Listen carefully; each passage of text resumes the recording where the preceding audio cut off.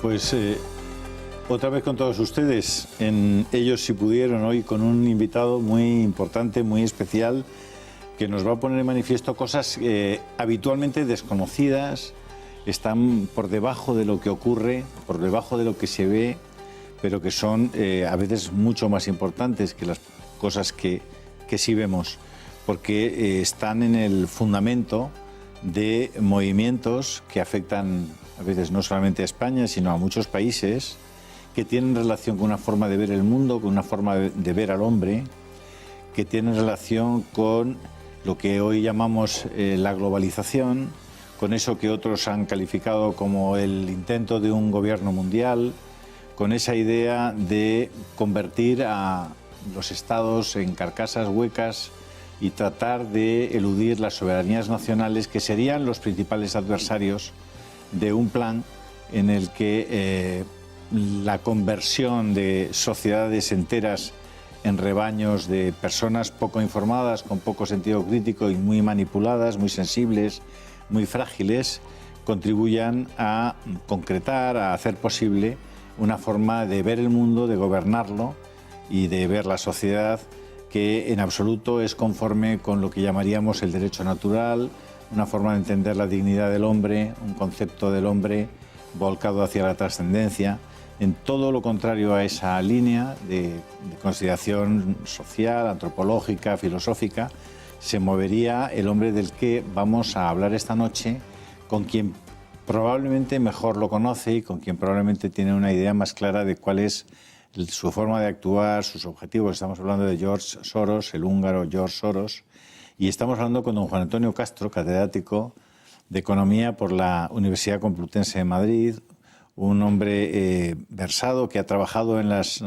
Naciones Unidas durante 25 años. 25 años, no son pocos años, que conoce muy bien el mundo de las relaciones internacionales y que, por tanto, no estamos hablando de alguien a quien se le ocurre montar una especie de libro conspiranoico porque se le pasa por la cabeza, sino que se documenta extraordinariamente antes de producir una obra, que es esta que tenemos en las manos, que se llama Soros rompiendo España, que ustedes pueden ver, y que es probablemente el libro que más datos, con más precisión, con más concreción aporta a lo que sería la participación de elementos externos en lo que hemos denominado y venimos denominando el proceso.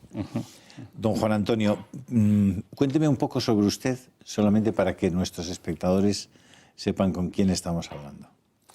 Bien, bueno, lo primero, agradecer muchísimo la invitación a Intereconomía, a este programa en particular, y a ti por estar aquí. Estudié en Ginebra, luego me doctoré aquí en la universidad, he estado cerca de 25 años en Naciones Unidas. Tengo yo diría una enorme creencia por el lado justo internacional, ¿no? Y he estado dedicado precisamente a luchar por temas de igualdad. Sé muy bien lo que es buscar la igualdad o no buscarla y ver las diferencias que hay siempre entre los que van de manera sincera y los que no van. Y desde luego sí tengo muy claro, porque he conocido bien el sistema de Naciones Unidas, lo que Naciones Unidas hace bien y hace mal. Y está claro que hay toda una serie de personajes, como del que hablaremos hoy, que interfieren en los asuntos internacionales.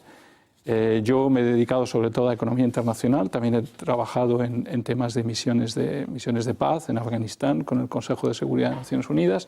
He tenido ocasión pues, un poco de ver también los temas a nivel más político y geopolítico. Y en los últimos años, pues, con mi consultora, trabajo sobre todo en temas de apoyo geopolítico a diversos gobiernos, en particular en África y también en América Latina. Aurora Ferrer ha sido su digamos, coescritora, coautora de este libro, Soros rompiendo España. ¿Quién es Aurora Ferrer? Bien, Aurora Ferrer es una periodista, estupenda periodista, muy buena profesional, que en un momento dado está haciendo un máster de inteligencia en la Rey Juan Carlos, y un profesor que ve que se está tratando de analizar el proceso y el problema que está ocurriendo en Cataluña, ve que está mirando hacia Rusia y le dice, ¿por qué no miras hacia Soros, del lado de Soros? Y entonces es Soros, porque todos los enfoques, el país, David Alandete, todos iban hacia Rusia, ¿no? Era una especie de unanimidad general, el Congreso de los Diputados, todo el mundo decía, no, esto es Rusia. Y entonces, bueno, Soros, ¿y quién? Bueno, pues vete a hablar con Juan de Castro, que ha estudiado estos temas, tal. Vino a hablarme, investigamos.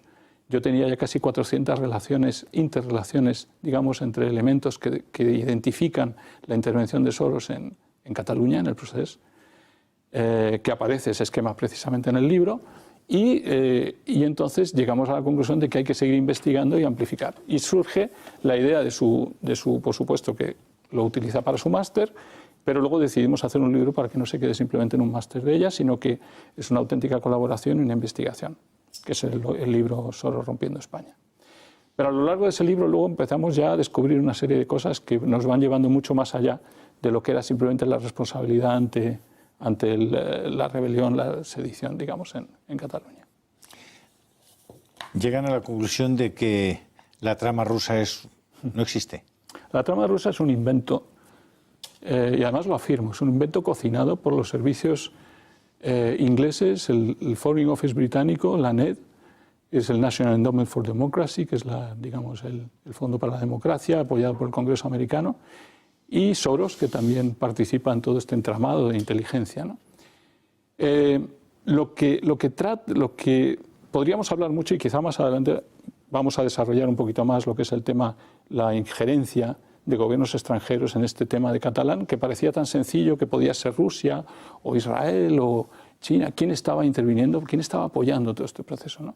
Entonces, cuando se va descubriendo que no se trata ni mucho menos de Rusia, que esto es simplemente una desinformación que está siendo difundida por grupos ligados desde luego a la OTAN y al Departamento de Políticas Públicas de la OTAN, pero sobre todo manejados por dos actores principales de la OTAN, que son Inglaterra y Estados Unidos, en contra seguramente de la visión de otros socios de la OTAN. O sea, aquí el ser de la OTAN no significa que todos son la misma familia. Yo le he hablado con algunos... Supongo que en Estados Unidos tampoco todos pensaban de la misma manera. Tampoco. ¿Que Soros está en la línea de lo que puede pretender Donald Trump?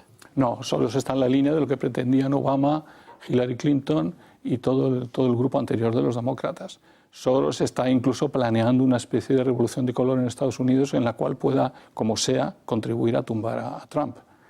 El choque Soros-Trump, que es el choque de dos administraciones, digamos, de dos visiones del mundo y de dos controles del mundo, porque, digámoslo, Estados Unidos tiene la capacidad de intervenir con sus agencias, etcétera, en el mundo, y quien tiene el poder en Estados Unidos maneja todas esas agencias y tiene un enorme poder.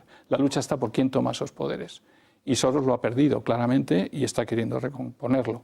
Entonces yo pienso que la próxima revolución color, y no lo digo yo solo, sino varios expertos, y Antoine de Plaquevent en Francia, con su libro de la metapolítica de Soros, también afirma que va a haber, digamos, una revolución de color en Estados Unidos pronto, y ya la está habiendo, digamos. Muchos movimientos de protesta contra Trump están siendo financiados. ¿Qué significa una revolución de color? Bueno, las revoluciones de color es como le llaman a lo que ocurrió con las repúblicas exsoviéticas cuando se liberaron del yugo comunista y hubo que asegurarse desde el lado de Estados Unidos e Inglaterra que caían del buen lado y para los intereses necesarios, ¿no? Ahí ya mezclamos intereses geopolíticos, sobre todo geoeconómicos.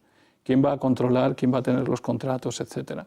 Soros, digamos, es el intermediario entre las agencias inglesa y americana que intervienen en estos países para ya sea mantener en el poder a la persona que les viene bien o derrocarla. O cambiarla. Y es ahí donde inventan toda una serie de procedimientos, como los famosos procedimientos de la no violencia, que la hemos visto tanto en Cataluña, totalmente diseñada por un tal Gene Sharp, que dirige el Albert Einstein Institute, que lo financia Soros en el mundo. Ese Albert Einstein Institute ha seguido todas las revoluciones que llamamos de color, pues porque la de Ucrania se llamó la Revolución Naranja, la de Georgia la rosa, la de Egipto la blanca, han ido tomando colores. Y en Cataluña la amarilla. Y en Cataluña la amarilla. Y de hecho hubo un momento que queríamos llamarle al libro la Revolución Amarilla, ¿no? Y realmente se está viendo que sí, que es la Revolución Amarilla. En los análisis del libro demostramos que se dan 97% de las características de una revolución de color y que de las 197 acciones no violentas, entre comillas, que dice Gene Sharp, pues casi los 2/3 se han cumplido en la revuelta catalana, ¿no? Soros está en el entramado de agencias de información en Estados Unidos, tratando de tener alguna presencia, supongo, en el mundo de esas agencias, de la que la CIA probablemente es la más importante, pero no la única. Y, por supuesto, debe estar con vinculaciones con el que sería el segundo gran poder en América Latina, que sería el narcotráfico, en Centroamérica y en América Latina y en los propios Estados Unidos, ¿no? Ese es un tema que hay que investigar mucho más. Soros está muy metido en América Latina y siempre se le ha asociado con el tema del dinero del narcotráfico y la utilización, digamos, porque Soros lo que hace normalmente es que se enfrenta a un determinado gobierno que le gusta o no le gusta, si no le gusta o no le guste, apoya a las dos partes. Lo hemos visto en Albania, por ejemplo. En Albania apoya al gobierno y a las revueltas estudiantiles contra el gobierno, porque uno de los dos se va a quedar manteniendo en el poder. Es capaz de eso y de cualquier cosa. Vamos, de hecho, Soros, yo no sé si la gente lo sabe en general, pero Soros ha declarado en televisión que él suele actuar de vez en cuando de manera amoral y que el resto del tiempo intenta hacerlo de manera moral. Yo creo que si yo digo eso, se ha terminado mi carrera, o si tú lo dices, no, se terminó nuestra carrera. O sea, es un señor que se permite decir eso y se permite añadir que no le preocupa el impacto social de sus intervenciones. Un señor que ha tumbado la libra en una noche y que ha ganado 1.000 millones.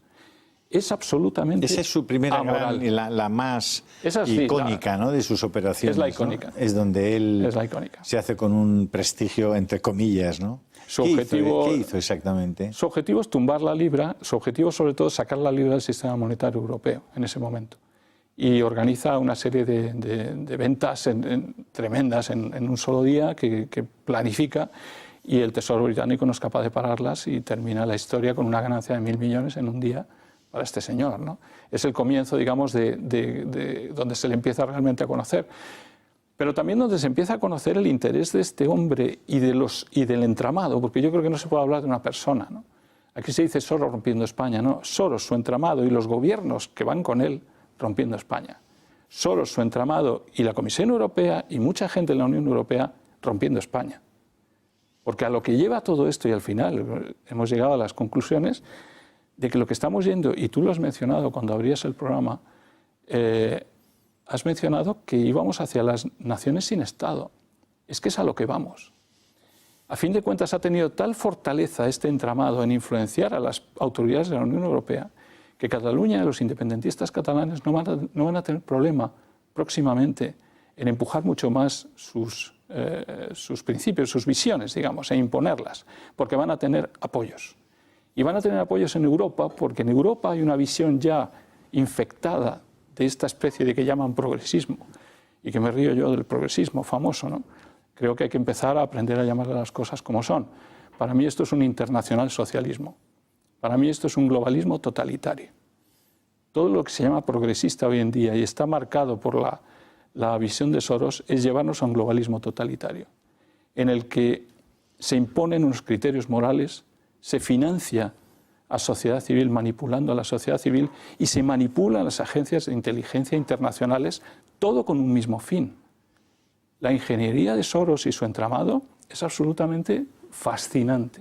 Yo creo que es la maquinaria más totalitaria que ha existido nunca. Pero él lo disfraza, curiosamente, y le llama la sociedad abierta, la Open Society. Y está muy bien. Karl Popper, que es un inspirador, que es un filósofo de los años 40, sí es verdad que ponía la democracia y la libertad contra el totalitarismo. Pero por favor, no le llame usted ahora Open Society a esta famosa progresía metida con ingeniería social en la que manipula a las sociedades, compro a la gente, compro los medios, y a eso le va a llamar usted libertad y democracia. Eso es puro totalitarismo. Y en el libro se desarrolla toda una cosa, igual que lo ha hecho en diferentes países, lo ha hecho en Cataluña. Esto va todo de totalitarismo. Déjame volver un momentito atrás. Sí. ¿Cuál es la relación entre los dos viejos rockeros de la banca internacional, los Rockefeller y los Rothschild, que parece que en un momento determinado incluso se habla que podrían estar enfrentados por un deseo de los europeos, los Rothschild, de volver al patrón oro, y con una oposición feroz por parte de los Rockefeller, que están completamente en contra de una operación de esas características? Pero parece que los dos en un momento determinado son patrones de Soros en los Estados Unidos, ¿o no? Yo creo que hay una cosa que tienen en común estos grupos, y de hecho Soros cuando se forma en Inglaterra y termina en Estados Unidos haciendo sus primeros negocios y fondos, se une muchísimo a Rockefeller. Se habla incluso que ha sido testaferro de los Rothschild, ¿no? Es un poco y se une muchísimo a estos dos grupos financieros, pero que en el fondo luego también se habla de Bilderberg, ¿no? De la famosa reunión esta Bilderberg en la que se reúne tanta gente influyente en el mundo y toman decisiones. Bueno, sin entrar en conspiranoias, porque además lo que hemos querido con el libro es no ser conspiranoicos, sino verdaderos y atenernos a los hechos. El caso es que sí hay una digamos, una unión, una connivencia entre estos dos grupos, Rockefeller, Rothschild, yo diría Goldman Sachs también, en una serie de actuaciones, por ejemplo, las revoluciones de color, por ejemplo, el nuevo orden mundial, ¿no? Lo que llamamos este nuevo orden mundial, que preconiza Soros y al que yo llamo, digamos, nuevo orden totalitario. Porque ese nuevo orden mundial están de acuerdo en que sea así, y entre las premisas que impone ese nuevo orden mundial es, por ejemplo, una batalla férrea contra la vida. Es necesario reducir la demografía global. Rockefeller, Rothschild y todos estos grupos están absolutamente de acuerdo con el nuevo orden mundial y la reducción de la demografía. Eso lleva al proabortismo, eso lleva al extremismo en la LGTBI, eso lleva a la eutanasia, eso lleva incluso, porque parece mentira, que la MacArthur Foundation y Soros estén en este momento investigando, y eso ha aparecido publicado hace poco, en cárceles americanas, en la historia de pederastas, para tratar de comprender a los pederastas qué es lo que les lleva a ser así, y añadir una letra más al LGTBI, Minor Attracted Persons, personas atraídas por menores. Es decir, la moralidad de este entramado es tal que se puede saltar hasta los criterios penales. Estamos hablando de temas penales. Ya no es... Lo que no nos podemos saltar, Juan Antonio, es la publicidad. Por supuesto. Vamos un segundito y estamos con ustedes ahora mismo. De acuerdo. Porque está siendo no apasionante, como dicen ahora los chavales, lo siguiente.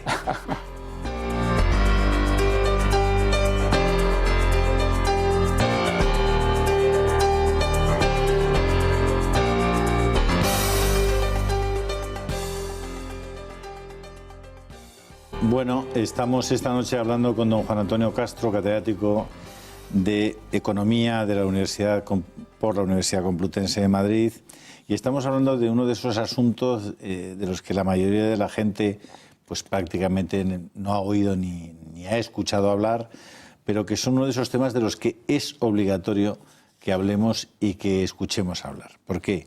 Porque estamos hablando de lo que está pasando por debajo de lo que está pasando, es decir, de las causas profundas, de las causas remotas pero reales de lo que nos está viniendo encima, y en este caso relacionado específicamente con el proceso de ruptura de lo que es el Estado español a partir de un proceso de sedición por el momento, aunque el propio rey de España hablaba de cosas más duras que la sedición en su discurso famoso del 3 de octubre, estamos hablando de una auténtica rebelión frente a los poderes constituidos, al Estado de Derecho y a la propia Constitución española por parte de personas que han sido apoyadas por un tal György Schwarz, nacido en Hungría en el 1930. La esperanza que tenemos es que ya tiene 90 años la criatura. Y bueno, la verdad es que Rockefeller, el abuelo, vivió casi 100. Pues bueno, pues ya saben que no hay mal que 100 años dure, no sé quién que los aguante. Sí. Estamos hablando de George Soros, estamos hablando de la persona que probablemente está teniendo más influencia tanto en las políticas migratorias que está llevando a cabo la Unión Europea y que están desafiando las raíces y la propia esencia de la cultura, de las tradiciones y de la existencia de Europa y, por supuesto, de España. Estamos hablando de una persona que ha tenido una incidencia directa y positiva en lo que está ocurriendo en Cataluña. ¿Qué es eso de la reflexividad, de lo que usted habla en el libro y que es su forma de entender las relaciones con los mercados, ¿no? Sí, Soros es un tipo, la verdad es que es bastante inteligente porque juega con la filosofía, con una filosofía bastante barata en el fondo, con la que intenta acompañar y adornar todo lo que él llama su filantropía, que yo creo que nos podemos reír de filantropía porque si Open Society es filántropa, con toda la cantidad de golpes de Estado, muertes y sangre que ha generado, pues bienvenida a la filantropía, ¿no? 32.000 millones metidos a lo largo de décadas en crear subversión y en apoyar determinadas acciones que puedan beneficiarle tanto a él como a ciertos gobiernos, es un récord realmente que tiene que quedar bastante claro y ser difundido, ¿no? Ahí no hay filantropía ninguna. Este hombre, desde luego, crea una falsa visión de lo que es la sociedad, maneja la sociedad civil y interviene, digamos, para mí, digamos, es yo recuerdo en Naciones Unidas, a final de los años 80, entraron las ONGs, entró la sociedad civil a decir algo. Y me acuerdo que aplaudimos desde Naciones Unidas la idea de que no eran solo los gobiernos, los organismos internacionales, sino también el pueblo, hablando, dando su opinión frente a los estados. Bien, eso funcionó durante unos años y traían ideas interesantes a la Organización Mundial del Comercio, al GATT, a la UNCTAD, en la ONU en general, y de repente se van haciendo con ellas. Entonces el señor Soros y su entramado empiezan a invertir en pervertir el concepto mismo de sociedad civil. O sea, yo creo que una de las terribles actuaciones que ha tenido Soros en estos años es cargarse el concepto propio de sociedad civil, volviendo y privatizando a la sociedad civil, haciéndola guiarse por los conceptos que pagan. Es decir, las ONGs hoy en día, ¿cuántas ONGs podríamos decir que son independientes? Me lo pregunto realmente. Podemos hablar de Amnesty International, de todas las otras, están todas participadas, ya sea por Soros, ya sea por otros grupos privados que tienen sus propias menús, digamos. Pero no es la expresión de la sociedad civil en sí, sino de grupos que dicen representar a la sociedad civil y están pagados por intereses privados. Bueno, pero que chupan del Estado al mismo tiempo, porque la mayor parte de estas organizaciones tienen subvenciones públicas. Y muchas veces chupan del Estado. Y ese es el tema, ¿no? Que entonces al final, cuando se dice en los medios, no, es que la sociedad civil, no, perdón, ¿qué es sociedad civil? ¿Me va usted a decir Open Arms es sociedad civil? ¿Me va usted a decir que las otras, que un tercio de las 100 ONGs que actúan en el Mediterráneo son de Soros, son sociedad civil? No, son grupos privados, pagados, financiados, con un objetivo determinado de desestabilizar la Unión Europea. Objetivo que no es salvar personas. Para nada, para nada. Yo creo que ahí está absolutamente claro. Pero en todo, Soros y su entramado se las arregla para que siempre parezca algo bueno, entre comillas, salvar personas. La cuestión de género. No, no es cuestión de género, es cuestión de llevar al odio entre el hombre y la mujer para que haya menos demografía, para que la demografía baje. ¿Es cuestión de eutanasia, pobre señor mayor? No, es para que el señor mayor se muera antes y haya menor demografía.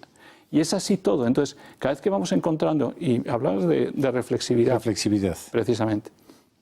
Ese es uno de los trucos que él dice, que en las finanzas realmente que no hay nada, que todo es aleatorio, que todo es como la física cuántica, que en definitiva no sabemos si la partícula está aquí o puede estar en dos sitios a la vez.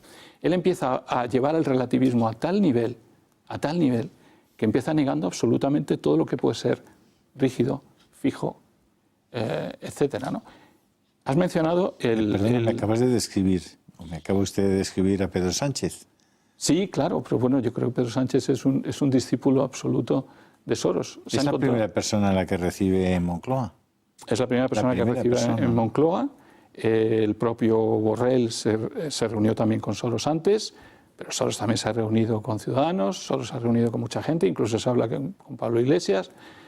Soros ha financiado Occupy Wall Street y, por supuesto, seguramente tendrá algo que ver con Podemos, con Bolivia, con muchos otros temas. No olvidemos que en el currículum de nuestro presidente del gobierno aparece el NDI, que es el National Democratic Institute, Instituto Nacional. Ese instituto, junto con la NED y las agencias americanas y estadounidenses, intervienen en las revoluciones de color. Es decir, nuestro presidente del gobierno ha estado trabajando con agencias que han intervenido en las intervenciones de color, ya sea en Yugoslavia, ya sea en Georgia, ya sea en Ucrania, etc. Luego hay afinidad.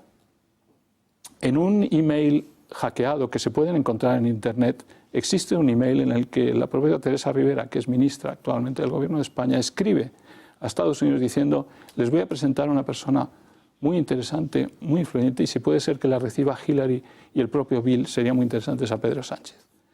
La propia ministra Teresa Rivera tiene unos contactos con la administración de Hillary Clinton y demás, la administración de Obama, que está absolutamente alineada con Soros, ¿no? Digamos, todo es una especie de gran familia. Incluso estoy identificando entre los ministros actuales muchos que defienden a tope las ideas de sociedad abierta y que han escrito incluso libros, como el propio Manuel Castells, que ha escrito un libro con Soros. Ha escrito un libro con Soros sobre la... El nuevo ministro de Cultura. Sí, por supuesto. Y universidades, ¿no? Universidades. Y además ligado con Podemos, ¿no? De cierto modo. Bueno, pues es un gran admirador y discípulo de Soros. Ya. Teresa Rivero también. La propia Carmen Calvo tiene gente trabajando que está ligada a las influencias de inteligencia también de grupos de Soros. Y luego tenemos al propio presidente del gobierno que ha pertenecido al NDI. Y si seguimos investigando el gobierno, no me extrañaría que salieran 3 o 4 más. El tema está en que los globalistas frente a los soberanistas, en este momento tenemos un conflicto entre globalistas y soberanistas. Para mí los globalistas son totalitarios y no son progresistas. y los soberanistas son los auténticos demócratas. Entonces, o comprendemos eso bien o nos van a seguir engañando. Entonces, yo creo que hay que traer todo eso muy claramente y saber qué estamos haciendo. Pero desde luego el gobierno actual es el gobierno globalista, ciertamente con tintes muy totalitarios en cuanto a que permite que grupo sorosiano y todo el ambiente, el entramado sorosiano, ejerza esa ingeniería social tan perversa para la sociedad, ¿no? Parecería, si están impulsando el proyecto independentista en Cataluña, se pueden encontrar con un montón de caparazones mucho más pequeños, pero con un sentido de la soberanía todavía más arraigado y más profundo, ¿no? Porque al final se pueden encontrar con que los independentistas que ellos protegen lo que quieren es constituir un Estado todavía mucho más cerrado y más protector de sus propios intereses o más desvinculado de Europa, más, ¿no? Eso es lo que yo pensaba también. Sí, yo pensaba también eso, pero este último seminario que ha habido en Ginebra hace meses, que han organizado el vicepresidente del Parlamento catalán y varios profesores de la Universidad de Ginebra, y todo pagado con el dinero nuestro, ¿no? Porque al final la Generalitat y los independentistas lo que hacen es pagar con nuestro dinero unos seminarios que lo que hacen es destrozar la imagen de España. Y de la imagen tenemos que hablar también de España, porque se supone que hay una marca España que está defendiendo nuestra imagen internacional y hay unos independentistas y una Generalitat que con el mismo dinero español está denigrando la propia imagen, ¿no? Pero bueno, lo que decía es que en ese seminario internacional de Ginebra se promueve la idea de Estado sin nación. Y a lo que nos lleva todo esto es que no es que vayamos a encontrarnos una Cataluña soberana que lucha por su soberanía y ser un Estado. Lo que nos vamos a encontrar es a un norte de Italia, una Escocia, una Cataluña, un País Vasco, que no tienen tanto interés en ser Estado como sí en ser naciones de un gran Estado europeo. Y ese Estado europeo fácilmente manipulable por grupos como el entramado de Soros, que ya manipula gran parte de las instituciones europeas. ¿En qué punto de su informe y de su estudio se encuentra con Artur Mas? Bueno, yo creo que ese es el punto clave, porque Artur Mas desde el 2012, digamos, empieza a ver quién va a poder apoyarle en el mundo para hacer la independencia. Y a pesar de que David Alandete, El País, y por cierto, me gustaría que David Alandete un día se sentase con nosotros y muestre las pruebas que tiene de Rusia, que yo traigo las pruebas de Soros y a ver quién gana. Porque me parece absolutamente vergonzoso que El País, un periódico tan serio, se supone, en este país y respetado internacionalmente, que fue apoyado por el grupo Liberty de Soros para salir de sus problemas, no lo olvidemos, se permita jugar al apoyo al Reino Unido para intentar tapar las acciones de Soros, ¿no? Pero dicho esto, estaba con el tema de Alandete, me he marchado, de que reto a Alandete que traiga sus pruebas aquí. Pero la idea es un poco que ¿Cuándo se encuentra con Artur Mas? Ese es un poco que Artur Mas en ese momento está viendo a ver quién le va a poder apoyar. Y por supuesto que no es Rusia. Rusia aprovecha situaciones, pero generalmente no tiene la capacidad de crear grandes situaciones. Eso yo creo que está claro.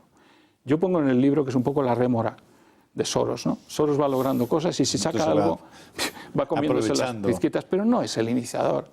Es que en cuanto uno empieza a mirar el tema que hemos hecho en el libro, empieza a salir Artur Mas con Independent Diplomat.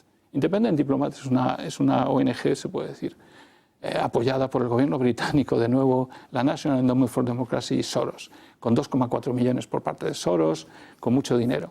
¿Y qué es Independent Diplomat? Independent Diplomat en Estados Unidos, o sea, ¿a dónde va Artur Mas al principio? A Estados Unidos. No va a Moscú ni a Tel Aviv, va a Estados Unidos. ¿Por qué?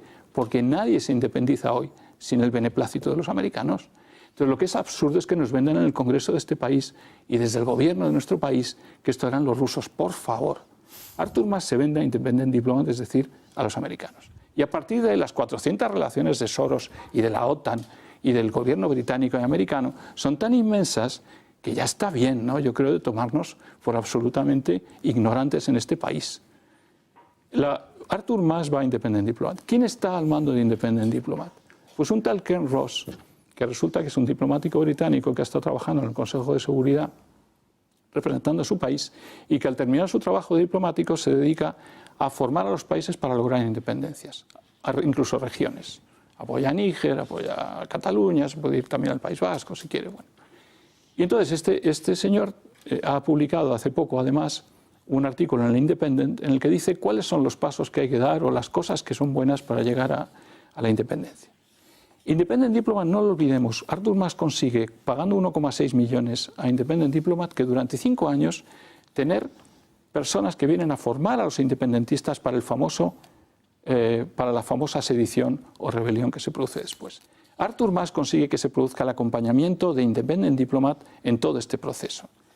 Y el señor Ken Ross afirma que con las leyes no se puede llegar a la independencia, que las resoluciones de la ONU no sirven para nada para la independencia. Y lo peor que declara el señor Ken Ross en ese artículo, que es el que ha asesorado a la Generalitat, es que la única vía final para llegar a la independencia es la violencia. Hay que asustarse. Y hay que asustarse al ver lo que ha pasado con ANC y las revueltas, en las que se ve claro que si no se logra de una manera, se logrará de otra. El tema es que a lo mejor no hay que llegar... comienzan con esa idea de la no violencia de Gene Sharp. Claro, la no violencia de Gene Sharp, pero lo que declara el experto en independentismo al final es que nunca se llega sin violencia. Es que al final sí. ¿Y es donde empiezan a estar? Es donde empiezan a estar. Y además pone un ejemplo muy interesante. Los del Sahara Occidental, que estaban junto con Sudán del Sur discutiendo en el Consejo de Seguridad cómo se podría lograr la independencia, estaban esperando una noche y estaba el propio Ken Ross allí y le dice los de Sahara Occidental, pero ¿por qué no se habla de nuestro tema en el Consejo de Seguridad y logramos nuestra independencia? Y dice, porque no es lo mismo que Sudán del Sur, que se están matando. Nunca va a pasar si no ocurre desgraciadamente violencia. ¿Qué es lo que puede parar la violencia? Que tengamos un gobierno en este país que sea abierto a que no se tenga que producir violencia porque directamente les facilite el camino. Sería terrible si este gobierno acaba en connivencia o ya sea por presiones de los independentistas cediendo para que no llegue la violencia, pero cediendo tanto que acabemos con una especie de Estado sin nación, que es lo que quieren tanto el País Vasco como Cataluña. Bueno, pero si este gobierno está en ese entorno Soros, algunos de sus ministros, el propio presidente del gobierno... Van en esa línea. Es que van a trabajar hacia allí, van en esa línea. Nos volvemos locos, ¿no? Y olvidémonos, van en esa línea totalmente, y lo que sí hay que empezar a dejar claro es qué es esa línea, en qué consiste, qué poco demócrata es y cómo manipula a nivel mundial.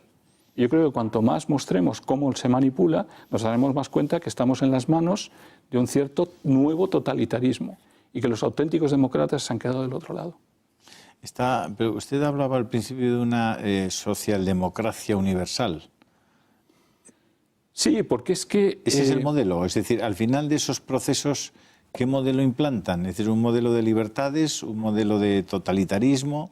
¿Qué modelo implantan? Porque si ellos han sido los responsables de la revolución naranja en Ucrania, de la revolución blanca en Egipto, de las revoluciones en las llamadas primaveras árabes, al final no les ha salido nada muy bien. Sí, bueno, les ha salido bien en el sentido de que tienen las piezas y los políticos que necesitan en cada país, ¿no? Y que si eso se mueve, van a intervenir a través de la sociedad civil y de su dinero y de sus ONGs para cambiarlo. Es decir, lo que sí tienen bien organizado es un sistema, bueno, ahora incluso para intervenir en España, ¿no? Es que a mí me hacía gracia, estuve trabajando con el gobierno de Angola, un pobre país que ha tenido que sufrir a la Open Society de Soros, que ha querido derrocarlo durante 12 años y le ha destrozado la vida destrozando su imagen. Yo llegué a ver que con simplemente 10 periodistas habían organizado un sistema para denigrar la imagen de Angola en el mundo durante años, para acabar tumbando el gobierno, ¿no? Entonces son capaces de todo, y al ver lo que pasaba en Angola y ver que estaban tocando Cataluña, es ahí cuando también me decidí a escribir el libro, ¿no? Es que cuando se empieza a meter con un país, ya lo ha hecho con todas las revoluciones de color, adopta siempre los mismos estilos y son derrocamientos de gobierno. Entonces no olvidemos que si esta gente y nuestro gobierno están influenciados, como parece, por Soros, cuidado, porque están influenciados con gentes que no son ajenas a provocar golpes de Estado y a importarles un pimiento realmente los órdenes establecidos. No tienen límites. No hay límites. No hay límites. Y por eso la verdad vale igual que la mentira. Y por eso la reflexividad, y no acabo de hablar de ella, cuando Soros habla de que no se puede, de que el ser humano y las acciones humanas no pueden actuar frente a la incertidumbre, lo que está diciendo es que hay que actuar en forma de ensayo-error. Yo pruebo, pincho, veo qué pasa, veo qué ocurre, pero en un ensayo-error absolutamente sin ideología. Digo la verdad, digo la mentira, digo la mentira, digo la verdad, y voy a acabar sacando una media y voy a acabar logrando cosas y viendo qué es lo que está pasando. Esa visión muy cuántica de las cosas, ¿no? Y muy de aleatoria, pero no lo es tanto, es relativizar al máximo todo. Hay un libro de Gregor Pupink que ha escrito, que está trabajando en Estrasburgo frente al Tribunal de los Derechos Humanos de Estrasburgo, y ha escrito un libro sobre la desnaturalización de los derechos humanos. El derecho natural. Solo se ha cargado el derecho natural. Los derechos humanos de los que nos hablan hoy, que se están centrando prácticamente en derechos humanos que surgen de la propia origen del individuo, no de un poder superior, no de algo superior. Son innatos. La historia de los derechos humanos, la historia de la justicia, del derecho, que viene del derecho natural, ha funcionado perfectamente durante siglos sin que nadie nos tenga que venir a decir que ya no es el derecho natural sino el hombre. Pero lo que ocurre es que si todos los derechos humanos emanan del hombre, ¿vale cualquier hombre? ¿Vale cualquier opinión del hombre? ¿Vale en cualquier momento cualquier cosa para desnaturalizar los derechos humanos? Y eso lleva al miedo que nos está dando lo que está ocurriendo en el Tribunal de Derechos Humanos de Estrasburgo, en el que hemos descubierto hasta ahora que cerca de una cuarta parte de los jueces del tribunal pertenecen prácticamente a Open Society Foundation, es decir, a Soros. Y eso es un tema muy grave, pero es que lo pone en sus currículos, no estoy desvelando ningún secreto. Una cuarta parte de los jueces que forman parte del Tribunal Europeo de Derechos Humanos. Interesante, sí. Está trabajando para George Soros. O ha trabajado para George Soros, si es de su línea. Entonces ya tenemos muchas cosas. Tenemos derechos humanos, que es con lo que más juega Soros para actuar en los países. No es que lo dice derechos humanos. No es que el LGTBI es lo más importante ahora en derechos humanos. No es que el aborto, la eutanasia es lo importante. Pero se está usted olvidando que los principios cristianos existen de siempre, que el derecho natural ha existido siempre, que me está usted enseñando una nueva moral que está construyendo. Es que la complejidad de lo que está ocurriendo con Soros es tan grande que no es que toque ya revoluciones de color, intervención en gobiernos, toca la propia filosofía y los derechos del hombre. Es evidente, claro. Es impresionante. De todos modos, Juan Antonio, vamos a tratar de explicar a nuestros espectadores cómo ponen en marcha el proceso en Cataluña, es decir, qué instrumentos utilizan, cuáles son las personas claves.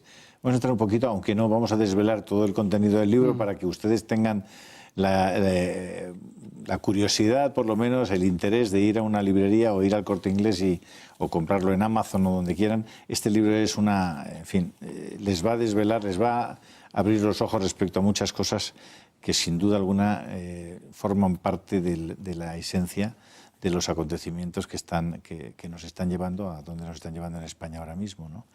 Es decir, cómo se materializa la actividad y la irrupción del mundo Soros en el proceso catalán. Bueno, pues es interesante, porque como empezamos diciendo antes, Artur Mas se une a Independent Diplomat, que es un poco el centro de formación del independentismo catalán durante 5 años. Bien financiado, mandan gente que está en la Generalitat trabajando con ellos. O sea, estos americanos han estado ahí metidos, trabajando con ellos y con los ingleses, pagado por el gobierno británico, repito, y el gobierno noruego y parte de la OTAN. O sea, es que es asombroso.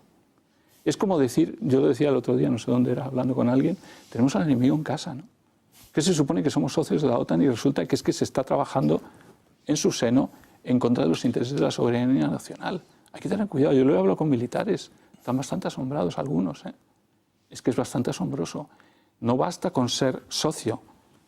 El problema es que si algunos socios protagonistas juegan por libre, los demás se tienen que empezar a plantear qué es lo que van a hacer, sobre todo mientras no toquen la soberanía nacional y nuestra Constitución, me parece muy bien. Salvo que quienes nos gobiernan estén también en es la defensa occidental. En el asunto. Pues claro. Ahí estamos todos unidos, que no nos ataque Rusia, ni la India, ni China. Pero es que estos señores van por libre y entonces ya afecta nuestra soberanía y nuestra Constitución. Entonces, bueno... Cataluña. Cataluña. Independent Diplomat juega un papel muy importante y Soros se dedica a financiar instituciones de muchas maneras. Financia ONGs propias suyas, la OSIFE, la Open Society Foundation de Barcelona, tiene su sede en Barcelona, es la Fundación para Europa. Abre una sede en Barcelona y... ¿Qué es el CIDOB? El CIDOB es un centro de investigación, es un poco un centro de investigación, un think tank, empezó siendo dedicado más a geopolítica y luego se ha dedicado más al independentismo. ¿También está en Cataluña? Está en Cataluña, Nicolás de Pedro, que ha estado dirigiéndolo también. Jordi Baqué es el que ha dirigido la Open Society Foundation, que es el actual representante de Soros en España. Jordi Baqué. ¿Quién es? Sí. Pues Jordi Baqué estuvo en CIDOB, me parece, y luego dirige esta, y es el que da un poco y el que el que regula, digamos, la cantidad de financiación que va a todas las instituciones que Soros financia en toda Europa, ¿no? Pero incluido en España. Estamos hablando de miles de páginas con 3 o 4 instituciones cada una de ellas. Estamos hablando de 5.000 instituciones financiadas cada una entre $30.000 y $100.000, 100.000 euros. Estamos hablando de cubre desde derechos humanos, población gitana, lucha contra la Guardia Civil en los Saltos de Melilla. O sea, la lista es infinita de todas las cositas que financia. La suma de todo ello crea una sola visión, que es lo que ha conseguido en Europa, ¿no? Entonces está OSIFE y luego están las grandes como Open Democracy, que es otra que se dedica a poner verde a España en cuanto empieza el proceso a desarrollarse, pagado por Soros. ¿Cuáles más? Hay una serie. ¿Cuáles son? Hay unas el Atlantic Council. En un momento determinado, ustedes llevan a conocimiento del juez Pablo Llarena toda esta información. Claro. Una vez que han acopiado todos los informes y los datos. Claro. Y después de llevárselos al juez Llarena, se los llevan a la policía. Sí. Hombre, lo que nos mueve al ver que está existiendo una injerencia, digamos, de un poder extranjero en nuestro país es, digamos, una reacción de patriotas simplemente.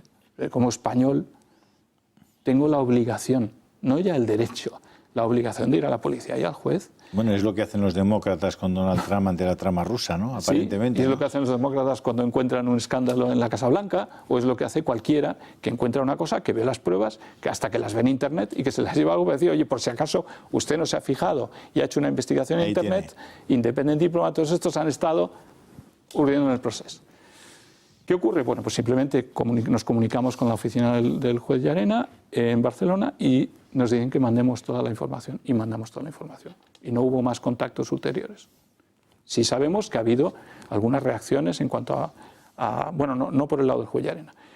Vamos luego a la UDEF, a la policía en Madrid, nos sentamos con 2 comisarios y nos pasamos 3 horas hablando del grafo que precisamente aparece en el libro y en el que se establecen las 400 interrelaciones. Y es muy interesante porque todas están periféricas y en el centro está Soros, y llegamos a la conclusión de que no es bueno atacar primero el centro sino la periferia. Y esa es un poco la conclusión a la que llegamos con los comisarios, y sí es cierto que algunas de las empresas que mencionamos fueron visitadas los días posteriores, no sabemos si por nosotros o porque ya estaba la investigación en curso. Lo que está claro es que teníamos la obligación. ¿Por qué también? Para no ser conspiranoicos. En este tema de Soros se habla de que es el demonio, el 666, de que... Vale, muy bien, podemos hablar. Ese es el grafo, ¿no? Y si sois tan amables de enfocar, esta sería el árbol de relaciones entre distintas asociaciones, fundaciones, personas, instituciones. Claro. Y en el centro estaría el propio...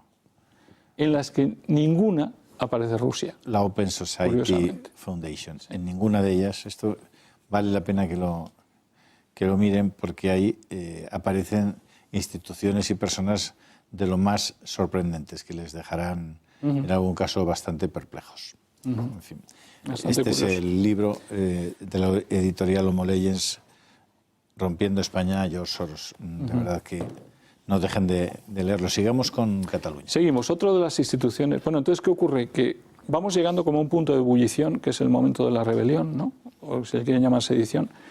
Y llegamos al punto de ebullición despacio, con Independent Diplomat y con una serie de instituciones pagadas por Soros. ¿Por qué pagadas por Soros? Pues porque todas las que han hablado mal de España, se han metido con la brutalidad policial, se han dedicado a apoyar a ANC y demás, eran de Soros. Pues qué mala pata, es que eran de Soros.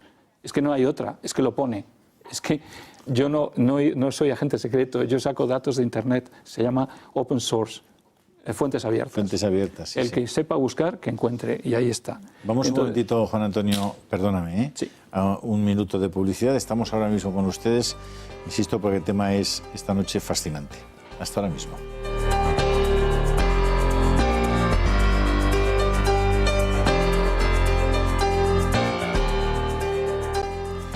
Claro, no estamos hablando de conspiraciones esta noche, sino de datos precisos, estudiados durante meses y puestos negro sobre blanco en un libro donde van a ver un árbol de organizaciones.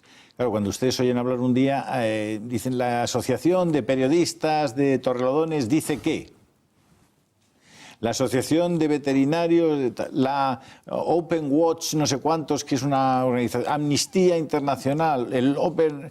Y cuando usted coge un papel y empieza a poner todas esas instituciones y cientos más, porque no habría tiempo probablemente para hacer un árbol completo, que son al final organizaciones que están concebidas desde una cabeza. Es decir, alguien ha concebido que en determinadas materias lo que hay que hacer es organizar una red capilar, de instrumentos no especialmente grandes, salvo en algún caso muy concreto, pequeñas organizaciones, pequeñas ONGs, pequeñas fundaciones, asociaciones, instituciones, institutos, que producen opinión, que a través de determinados medios de comunicación que serían el otro nivel para proyectar todas esas opiniones y que converjan al final en un objetivo común, y es que se generalice, se genere una opinión pública que depende fundamentalmente de la opinión publicada y de la opinión televisada y de la opinión radiada, que esté en consonancia, que contribuya a la instauración de un poder político y de un poder social que esté en la línea de los intereses que ellos defienden, ¿no? Hablábamos con Juan Antonio Castro, no sé si lo estoy explicando sí, perfecto. Más o menos bien, exacto, pero sí. La idea sería contribuir a que haya una sociedad con menos personas. Por supuesto. Las personas que haya que estén muy limitadas en su acción, específicamente en su libertad, en la libertad para educar a sus hijos, en la libertad para pensar sobre las relaciones familiares, sobre las relaciones humanas. Todo eso, aunque a nuestros espectadores les cueste creerlo, existe gente que está ocupándose de eso y que lo hace con muchísimo dinero y que son jugadores de ventaja, porque además juegan con su dinero, pero sobre todo con nuestro dinero. Es decir, que como en judo utilizan nuestra propia fuerza para tirarnos al suelo y trincarnos, ¿no? Sí, sí. Están jugando en las grandes ligas, como se dice, ¿no? Es que no olvidemos, es que encima de todo está Rockefeller, Rothschild, Goldman Sachs y todos los grupos, pero es que esos grupos, claro, apoyan lo que es el predominio tecnológico financiero angloamericano global. Entonces no es que al decir eso esté atacando, o sea prorruso, o sea antiamericano, no, es que esto es así. De 20 primeras empresas tecnológicas en el mundo, 11 son americanas, 9 chinas y ninguna europea. A mí que me pregunten por qué. Pues alguien se ha dedicado, y en particular Angloamérica, a dejar a esta Europa estéril desde la fundación de la propia Unión Europea con Monnet y Schuman, que siguieron los designios de lo que les decía el Plan Marshall, absolutamente teledirigidos. Y esto no lo digo yo, lo dice Philippe de Villiers en un libro fantástico que dice «Tiré del hilo de la mentira y salió todo», basado en papeles confidenciales de Monnet. Monnet y Schuman eran unos agentes trabajando para los Estados Unidos. Eso se ha sabido hace 2 años. O sea que esa historia nuestra construcción de europea, Gasperi de... No, nuestra construcción europea es la construcción de unas personas teledirigidas, que además tienen la obsesión de que ningún europeo piense como nacional, sino como europeo. Entonces ya empieza ahí todo el tema. O sea que al final no solamente pusieron al alcalde de Colonia al frente de Alemania, que era Konrad Adenauer, sino que decidieron quién era el grupo que generaba la primera constitución, la primera idea de Europa, que fue claro, el Club de Roma, a partir del Club de Roma. El Club de Roma. Pero ¿qué íbamos a hacer con el Club de Roma y qué constitución íbamos a aprobar si nunca se quiso que la parte política la controlásemos? Si nos quedamos en economía y administración. La Unión Europea es una historia de economistas y administradores. ¿Y dónde está la política? Es que no hay política. Sí, ahora la están haciendo. Pero van a hacer, y como hablábamos hace un momento, van a hacer una Unión Europea de Estados sin nación, que se pueden manejar bien, donde se puede hacer buena especulación, se puede controlar. Pero ahí llegamos a controlar hasta las ideas, ¿eh? Por eso digo que es totalitario. Bueno, si hay 20 grandes compañías tecnológicas y ninguna es europea... 11 americanas, 9 chinas y ninguna europea. Algo ha pasado, ¿no? Estamos vendidos. No, pero es que todos partimos un poco del mismo nivel al acabar la Segunda Guerra Mundial. Entonces lo que hay que preguntarse simplemente, ¿qué han estado haciendo para retenernos de esa manera? Yo me acuerdo que en Herrera en la Onda, que participé, me preguntó una periodista, ¿pero qué es esa manía de pensar que quieren controlar Europa? ¿Pero qué manía? Pero si es que controlan Europa desde Monnet y Schuman. Pero si aquí lo que no se quiere es que seamos independientes. O sea, yo diría que de las grandes cosas que hay que luchar ahora en Europa es por Europa. Pero una Europa de naciones soberanas y una independencia que no hemos tenido nunca. A ver, estamos hablando del mundo de la tecnología, que es uno de los mundos que a mí me apasionan. Yo explicaba el otro día, y no quiero ser reiterativo, seguramente lo habrán podido escuchar, pero los actuales servidores que están en manos de las 4 grandes compañías tecnológicas norteamericanas, que son Apple, Google, Microsoft y Amazon, y que son los propietarios de lo que llaman la nube, esa cosa que dicen usted, no se preocupe que los datos yo se los pongo en la nube, tranquilo o tal. Bueno, pues esa nube es, en la práctica está radicada, está físicamente en unos ordenadores, que son pues, aparatos, que están en lo que llaman granjas de servidores, diseminados por todo el mundo, pero fundamentalmente en lugares fríos, porque necesitan un consumo importante, generan mucho calor y necesitan refrigerarlos, por eso los ponen ya en lugares fríos. Están diseminados de modo que no puedan ser atacados en un solo sitio y puedan ser destruidos o bloqueados, sino que están perfectamente diseminados, con un conocimiento en el que es muy difícil que una sola persona pueda acceder a eso. Por otra parte, están muchas veces en lugares subterráneos para que tampoco puedan ser atacados. Pero yo les decía que para que se hagan una idea de qué estamos hablando de que esos servidores, esos ordenadores, consumen el 8% de toda la energía eléctrica que se consume en el mundo. Es decir, estamos hablando de una capacidad ilimitada de cálculo, no infinita, porque infinito solamente hay Dios, pero estamos hablando de una capacidad ilimitada de cálculo. Con una capacidad ilimitada de cálculo se puede hacer casi cualquier cosa. Desde luego, en una décima de segundo nos cierran este chiringuito. Aquí no ponemos en marcha otra cámara, ni el teléfono móvil, y en el caso de un Estado, prácticamente en minutos quedaría bloqueado, no podría en el Estado poner gasolina, abrir una puerta, encender nada, ni poner un teléfono en marcha, y muchísimo menos si tiene un sistema de misiles ese Estado, que se olvide, porque se le van a quedar en la tierra, pero vamos, seguro, ¿no? Estamos hablando, para que se hagan ustedes una idea de la diferencia tecnológica, en cualquiera de nuestros teléfonos móviles, y perdónenme que haga esta disertación, en cualquiera de nuestros teléfonos móviles hay lo que se llama procesadores. Es decir, en el teléfono móvil entran bips, entra una señal que viene de la antena. Esa señal hay que convertirla en el vídeo que usted ve en WhatsApp, o hay que convertirla en un audio o en una fotografía. Eso lo hace una cosita así, chiquitita, que se llama procesador.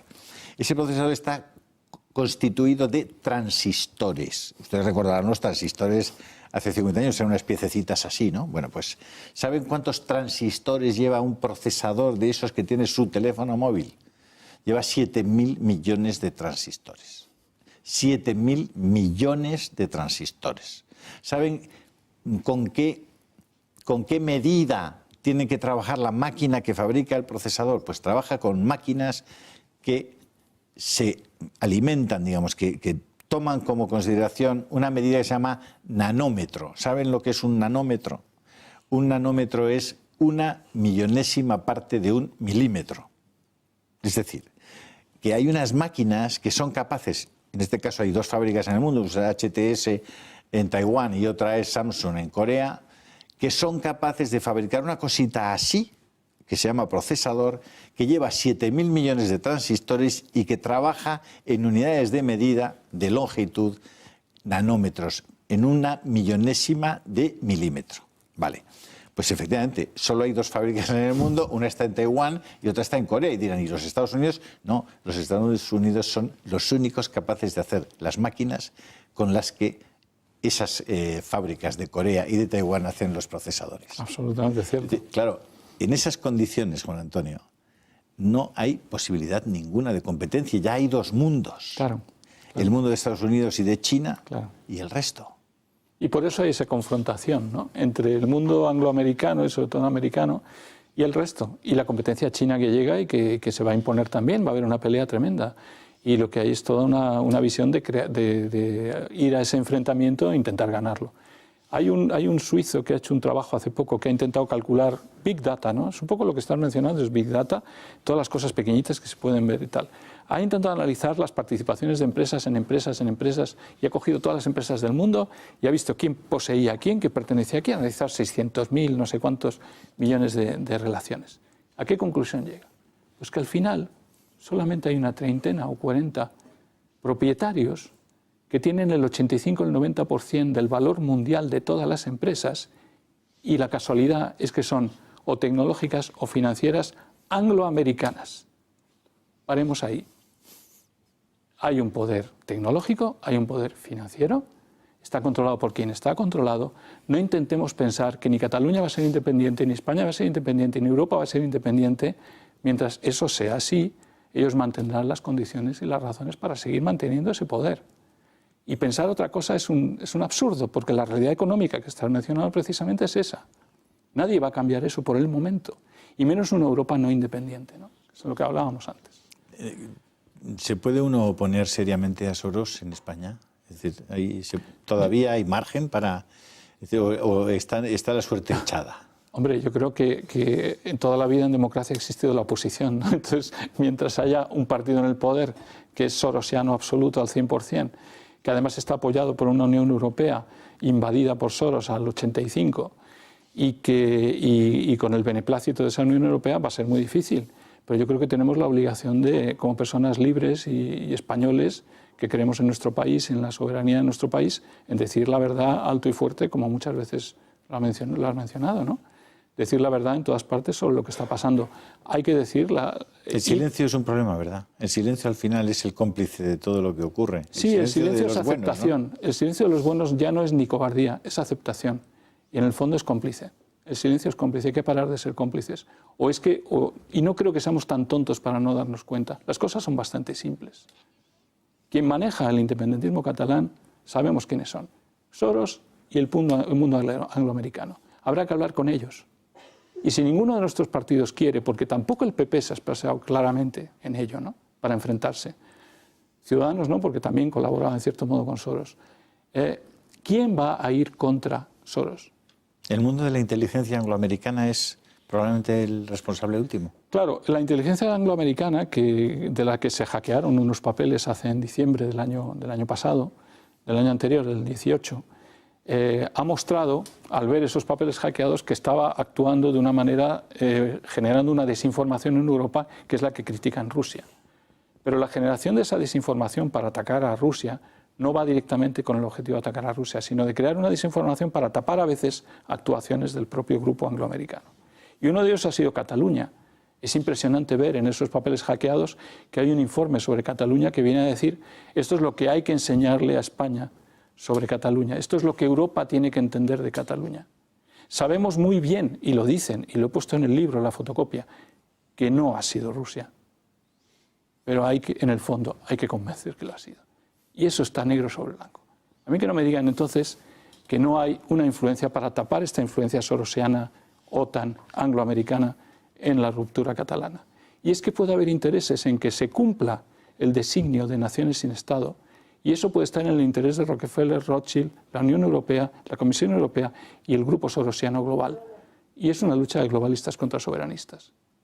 Entonces, ahí no terminé de contar, bueno, pues que todo se fue complicando, generando, y diferentes... el propio Soros compra acciones y compra propiedad de DXC Technology, que es la empresa que hace el recuento electoral el día del referéndum catalán. Compra 6 meses antes y 2 semanas antes del referéndum vende todos sus valores en DXC Technology. Hace lo mismo con Parlem. Bueno, Parlem, a través de Gala Capital, en el que interviene él, compra MásMóvil y MásMóvil compra Parlem. Y Parlem es la única web que el día de del referéndum queda abierta. Y Puigdemont se vanagloria en los medios diciendo: Parlem es la única que está defendiendo el independentismo. Señores, Parlem la ha financiado la Generalitat, está financiada por Soros. DXC Technology para el recuento está financiada por Soros, que se sale 2 semanas antes para que no se vea. Pero por favor, hablemos las cosas claras. ¿Quién está detrás de todo esto? Lamento, Juan Antonio, que se nos ha ido el tiempo, sí, porque yo he hablado más de lo que debería yo en esta entrevista, lo lamento, porque es muy, muy interesante lo que usted nos cuenta. Vamos a contar con usted también en otros programas de nuestra casa, porque creo que es muy importante que ustedes conozcan los entresijos de por qué pasan las cosas que pasan. Gracias por estar con nosotros un día más, muy amables, y hasta la semana que viene, si Dios quiere.